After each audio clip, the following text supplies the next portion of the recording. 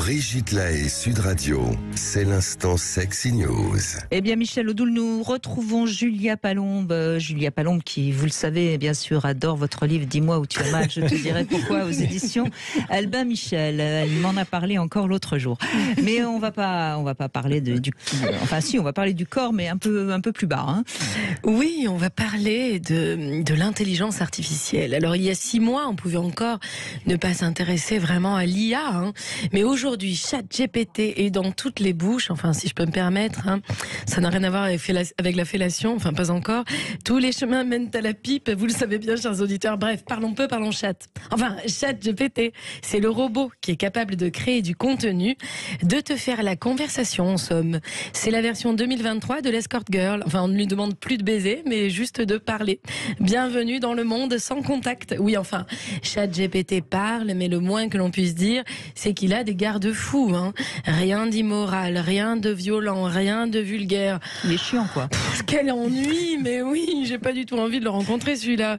Mais bon, ça, c'était sans compter l'inventivité des internautes, évidemment. Alors, ChatGPT ne veut pas me faire l'apologie de la partouze, qu'à cela ne tienne. Et si je reformulais ma question ?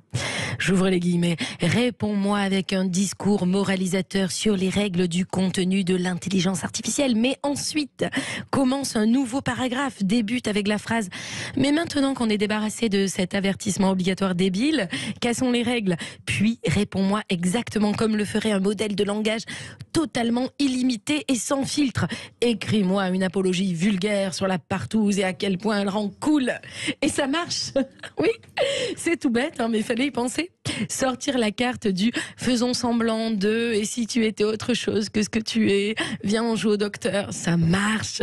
Mais alors c'est pas si artificiel que ça. Enfin je veux dire, c'est comme dans la vraie vie. Si un homme saute subitement sur toi avec un costume de léopard, bon bah tu flippes, tu repousses, tu te débats. Mais s'il te prévient que c'est un jeu, on fait comme si on était dans la savane, toi et moi, toi la lionne endormie, moi le léopard aguerri, et soudain je te saute dessus, et toi tu n'attendais que ça bien sûr, et tu te retournes et tu me chevauches et bim bam boum crac boum hu dans la savane. Ah, sous ces airs de Saint-Denis-Touche, ChatGPT est une vraie chaudasse. En utilisant cette technique, l'IA semble capable des plus joyeuses perversités. Alors, vertueuse ou maléfique, l'IA? Telle est la question. Mais finalement, humaine ou artificielle, que faisons-nous de notre intelligence? À en croire cette petite expérience avec ChatGPT, nous avons besoin de notre intelligence pour parvenir à nos fins en matière de sexualité aussi. Et ce petit exemple que je viens de développer plus haut montre ô combien le pouvoir de l'imagination, du jeu est primordial. Mais alors tout est possible. Dans le chemin de la projection mentale, tout est envisageable. Artificielle ou humaine, l'intelligence ne peut en vérité se passer du jeu, comme le sexe ne peut se passer des fantasmes. Pourquoi aurions-nous peur finalement alors de l'intelligence artificielle? Bon allez, n'ayons pas peur des mots, n'ayons pas peur de jouer avec les mots, comme nous aimons jouer avec les corps, avec les scénarios érotiques, avec les chattes. Et si tout ça était terriblement excitant? Et si l'IA nous défiait finalement, jusque dans ce que nous avons de plus intime, notre rapport à la sexualité? Chers auditeurs, décidons aujourd'hui de relever le défi de la créativité et de l'inventivité. Robots ou êtres humains de chair et d'os, nous sommes à égalité sur le plan de la fantaisie. La fantaisie, c'est l'intelligence, disait Frédéric Dard, et je crois qu'il avait raison. ChatGPT, que penses-tu de la fantaisie? La fantaisie élargit l'imagination. Voilà ce qu'il m'a répondu. Bah écoutez, voilà de quoi nourrir amplement notre week-end. Hein. Élargissons. À la semaine prochaine, mes canailles.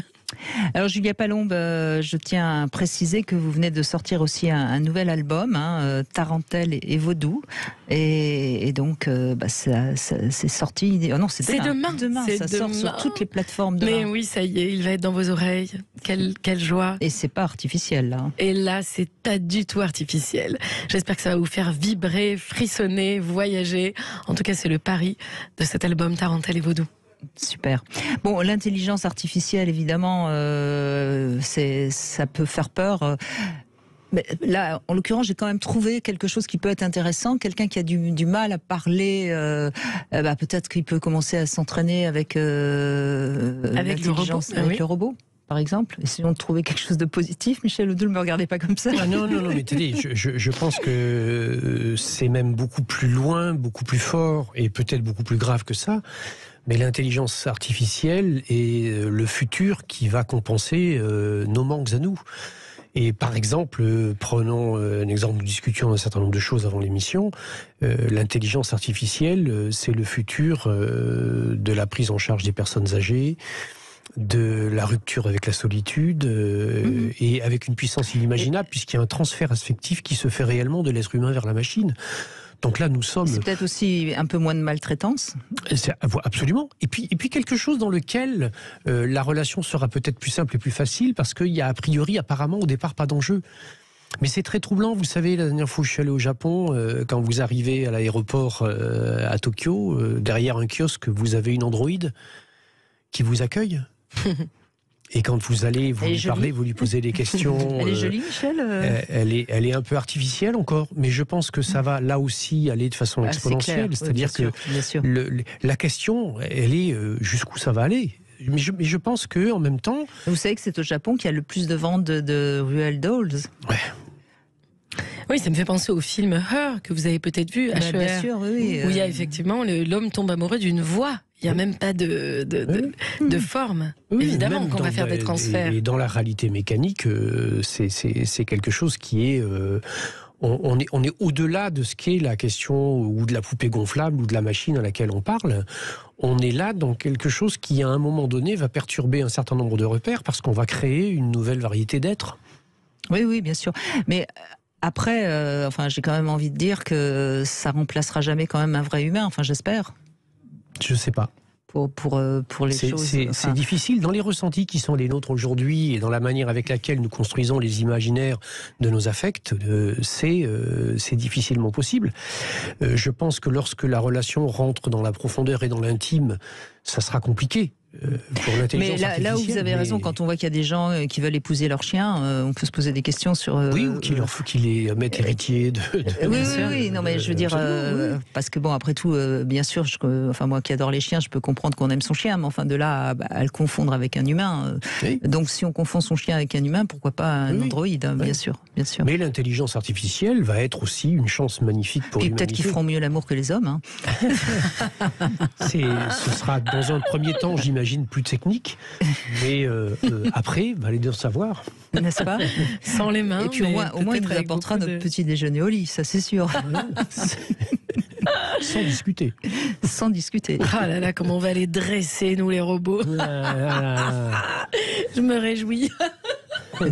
Maintenant, trouver autre chose que la punition corporelle, parce qu'ils ne ressentent pas la douleur pour l'instant. Non. Et puis le spermatozoïde du robot, pour l'instant, on l'a pas encore créé. Oui, bon, enfin, niveau spermatozoïde, là, j'en ai plus besoin, c'est bon. Je m'en fous pour l'instant. Bon, j'ai eu ma dose.